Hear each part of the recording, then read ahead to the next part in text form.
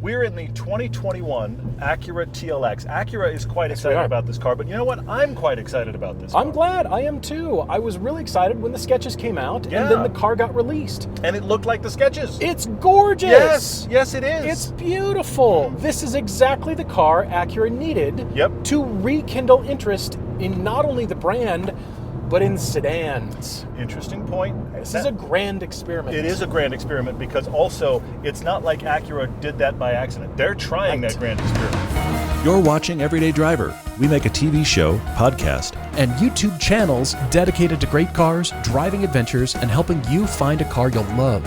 Subscribe and hit the bell so you don't miss a thing. This is their big swing for the fences moment. We made a really cool sedan. And when you think about the fact that for a while, Acura's had this super handling all-wheel drive. It has this cool screen, very much like the Evo screen, if I can go there for a second, where when you hit the gas or you turn the wheel, don't look, don't stare at the screen. You're going to want to. But it shows you which wheel's getting which amount of torque, and this one gets more torque than the last TLX. And actually, I should stop there because the title of this video should just be more. Okay. Because Acura is obsessed with how much more this TLX is than the last one. More power, more super handling all-wheel drive, more tech, more everything. I want to give you an idea of the size of this car. And I also want you to understand that we love sedans, but the reason people will buy sedans is that they're fun to drive. So that is clearly paramount for Acura. This car is as low as the compact segment. This car is as long as the midsize segment. Yes. And it's 3 inches narrower than a Cayman. It's low, it's really long, and it's pretty wide. Yes. And they added almost 4 inches to the wheelbase. Usually you think when you add inches to the wheelbase, the handling goes away. It's more of a cruise, kick back, long wheelbase, good for bumps, you know, it settles things out. They're still all about handling. It's still all about fun and dynamics. I agree. I don't know the last time I drove a car for this show and felt it was such a mixed bag. Okay. Because it looks fantastic. It has good dynamics. It has a 2-liter turbo as the only engine now, but this engine still has more, you notice the trend, than the last V6. More is good. Everything's been updated except this massively large car that's only big on the outside. This has really compromised interior dynamics. And they also made a big point about how much room you got this way. Great, awesome, got lots of room. I have a weird extra long torso, longer than yours. We're both 6'3". It's like a vertebrae or two longer. I always have a questionable issue with headroom. I am sitting in a body position I don't like in order to not touch my head. I am so far leaned back, my shoulder is behind the B-pillar. If I sit in the back seat, not only can I not find room for my legs, which is problematic when you're actually a human, the only way I can sit in the back is if I stare at my phone, because I have to look straight at my lap to get my head inside the cabin. This is a gorgeous looking car, but I think it falls into the area of the Camaro of all things. For a sketch that became a car, that became something we drive, and ergonomics was secondary. This huge car has bad interior space. This entire reason is why sedans need to be fun to drive. Everybody buys SUVs because of the space. Sedans are okay. The back seats are good for a trip to dinner, maybe a short hour-long road trip. Beyond that, unless you're a small human being or kids, you don't really want to be back there. And I will give Acura a lot of credit for being very careful as to the positioning of this car. Not only price, but also size. As you said, this is between a 3 and 5 series. It's between a C and an E-Class. It's between an A4 and an A6. They acknowledge the G70 and the Juliet, Both the of them. S60. Yes, you're right. Yep. They've looked at every car in this segment or between, and the Acura is kind of in between everything. Yes. The Genesis has an inch more headroom in the front and almost an inch in the back seat, more than this does. I think this car adds itself to the problem. Because the problem is, people get in a sedan and go, yeah, it's not big enough. It could be.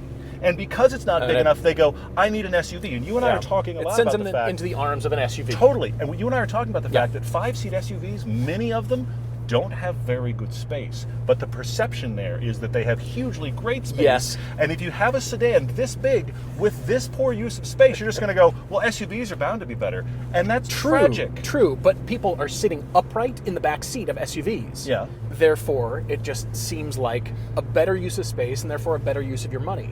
If you look at the car from a side view with the doors open so you can see the seat, you can see the body driving the car is almost dead center in the car. Therefore, from a dynamics perspective, yes. Sure. Right in the middle. Yeah. Perfectly placed. But that encroaches on the backseat space to the point where it's almost unusable for guys like us. But there's also a car that is the elephant in the room that I looked up. Okay. It's the Kia Stinger.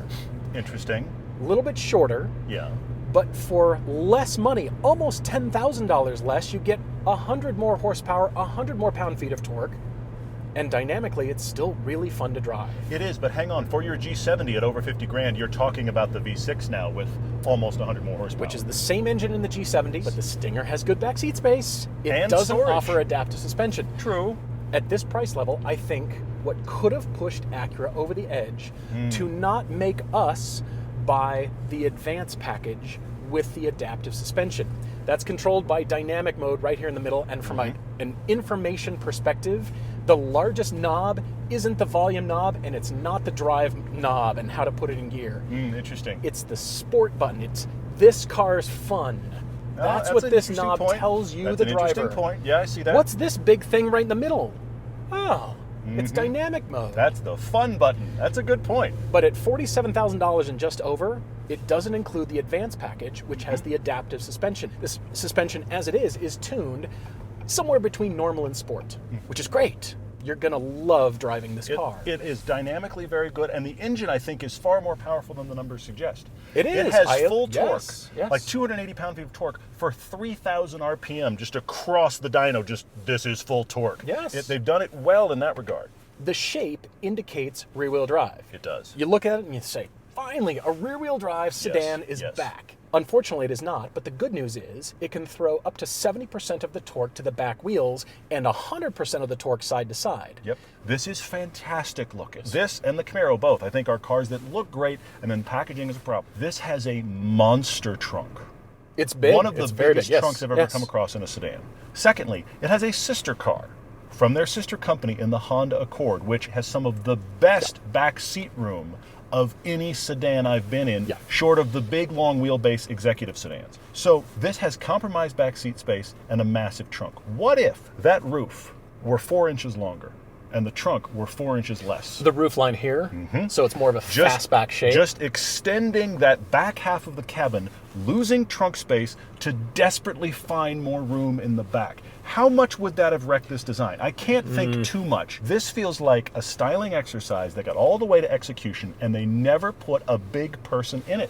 6'3" is big, but 6'3" is not enormous. I like everything about it except I cannot get comfortable, and it is essentially, usably, a two-seater. And it feels like a coupe. You feel down in it like that. To sell this car, it had to be styling. Look at the new headlight design, look at the taillights, look at where lines start and stop and what they do to surfaces. But most of all, when you sit in the inside, this is beautiful. It is the nice, top of most instrument panels is usually flat. There's actually style. There's visual interest on this car that culminate in a lower IP that's further away from you. It's not upright and it doesn't kind of stick out at you. It's almost Acura NSX. Okay, the drive mode's here, but that's less important than the paddles. And you've got the screen that's still low, but it's right when you flick your eyes. These might be the reasons that form has taken precedence over function. I just want to spend time here in the front seats. And they're different. Each side is different. There's less space in the passenger side. When's the last time you got in a car that had less space in the passenger side? I can find a body position on the driver's side where I almost hit my head, but I don't like where I'm seating. I can't find a body position on the passenger side where I don't always hit my head unless I lay back. It's worse over there. It's worse. I'm so annoyed by this scale of car with this bad a use of interior space. Such a mixed bag because I like to look at it, I like to be in it, I like to drive it. You're and then down I realize in it. I'm uncomfortable all of the time. Yeah. All right, we got to swap.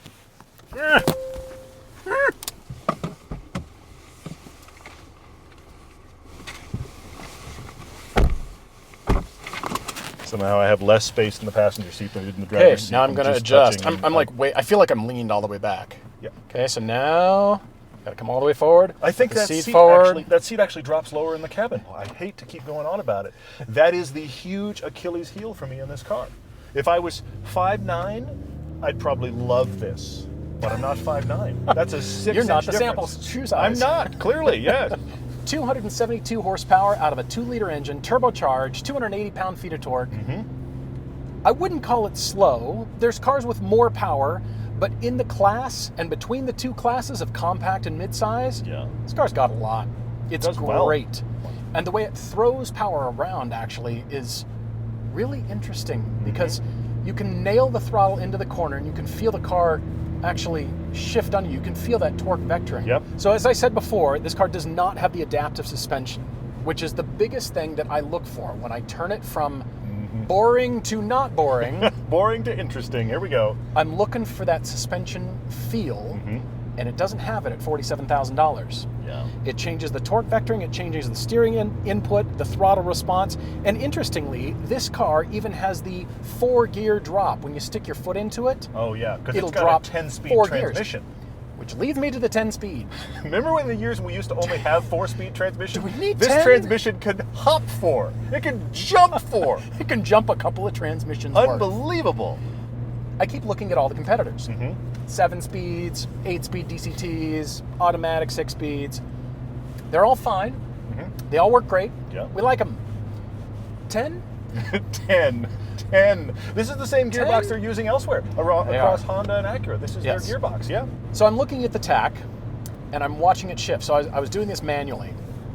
The last 4 gears, the top 4 gears, from 6 to 10, the TAC went.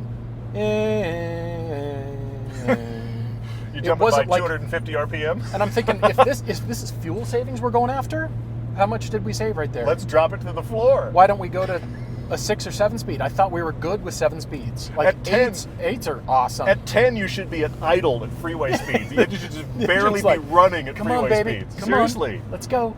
All right, like I said, you're going to like driving this car. It feels coupe-like, and it feels smaller than the long wheelbase would suggest. And also smaller than the weight, which is 4,000 pounds. It's almost a 4,000 well, pound 3,900. car. We'll say 3,920. I'm going to go with 4,000 pounds, okay? It's a couple hundred pounds heavier than a lot of its competitors. This is a heavy car. It is. It is. It's a huge car. It doesn't feel like it to drive. This car cruises well. It drives very well. And that's the thing that I think we like about Acura the most. I think this is still a recommendation from I want a sports sedan, and I don't have the backseat needs. I think it very much is, because it's just interesting, it's engaging, it's fun to drive. Super handling all-wheel drive is not misnamed. It's not misnamed It at really all. isn't. It handles really, really well. Okay, I haven't really gotten into it until now like this. I am in sport. Yep. I am shifting for myself. That is impressive, actually. Yes, it's got genuinely good power, much better than the numbers suggest. Certainly much better than the weight versus the engine size suggest. You go, I got a 2-liter and a big sedan that's got 4,000 pounds. It's not. You think that's going to be terrible? It isn't. It actually feels really good, surprisingly good.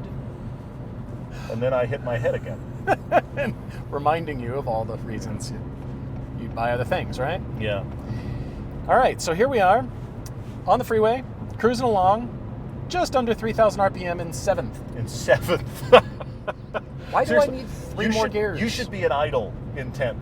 You should be, engine is turning over. Here we go. Ready? 8, Yep. 9, 10. Now we're under 2,000 RPM. The difference between 9 and 10 was literally 200 RPM.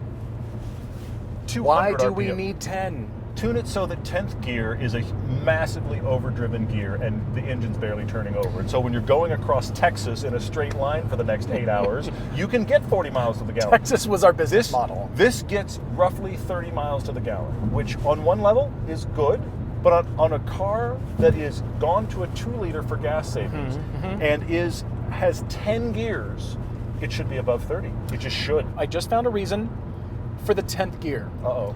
And that is less noise. It isn't a good sounding engine. It does not sound good. No. There are many cars that sound better and also are 2-liter or 2.5-liter 4-cylinder engines. That's a very good point. It's a droney 4. I don't like it on hard acceleration. Agreed. But now, when you're using paddles, it doesn't do the 4-gear jump thing. That's only when you stab the throttle, you're back in drive. Drive mode, yeah. So let's let it hopefully upshift. See, it doesn't tell you when it's in drive. It doesn't tell you what gear you're in. No, why should you know? Let's not bother you. Stab. There it is. I believe that was 4 gears, and now the turbo's on boost. Yeah, it's got excellent power. Turbo's on boost from 1,600 to almost 5,000 RPM. And it shows you the little hairdryer icon It on does, the the thing. hairdryer. Don't look down too much, but it shows you that. It shows you, when you're in cool. sport mode, you get to see all the wheels getting power. You get to see the turbo has spooled, the acceleration G's. They get a lot of stuff. That turn-in let's is be honest, impressive. it is good. That Lots is of stuff that's good. going to distract you. This handles great. You're gonna like driving this car.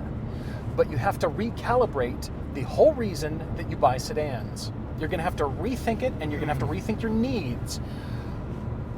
Even though sedans should and They should. used to do it all. Yes, that and- was sedans. And I still Family, think cargo, if they still sedans. did, That fewer turn-in people is would great. buy CUVs. If sedans still did everything like they used to, few people would buy CUVs. And I have to say, I love your Kia Stinger idea, but I Okay. would get the Genesis G70 or the Alfa Romeo over this. I wish this had The handling space. is engaging on It's this car. very good. It's surprisingly Wow. good. The more you get into it, the more you feel like, honestly, it reminds me, I know this sounds crazy, it reminds me of a luxury version of what the Evo used to do. Oh. Okay. That feel in a luxury car, it has that feel dynamically. But the Evo had more space. I'm sorry, I gotta go there. That's a huge compliment. This car handles so well, you're going to want to add power in every corner. I mean, mid-corner. Yes, yes. Stab the throttle. Don't just roll on. You're going to want to stab Yep. and go faster. It's that good, and It it is. grips very hard. I want more. I want it to do it all. I want the sedan to be a sedan Yep. and be useful for cargo, 4 people comfortably, road trip comfortable. This is almost there. And it does compete from a price standpoint, and it does compete from a handling standpoint. Yes. It's just, you're going to have to forget about why we all bought sedans. It's That's as out. big as the mid-sizes, exterior-wise, with less space inside. And Acura is bragging about how big it is exterior-wise and hoping you don't notice the fact that it's tiny inside. And I think it drives people to CUVs. I do. I think it makes people get in and go, oh gosh, It does we need that. an SUV. It does that because of the back seat, but I don't think it's a bait and switch necessarily. It's just the new world of sedans that Maybe we're you're living right. in. Maybe and you're right. Form sells. Beauty does sell. It's gorgeous. Even in this color, I want it to be a color. They make it in a red, they make it in a blue. They do. We got it in a gray, which I don't like. And it still looks great. Yes, it does. So just recalibrate your thinking about sedans, and we're all good, right? I guess. Be sure you aren't my size so you don't hit your head.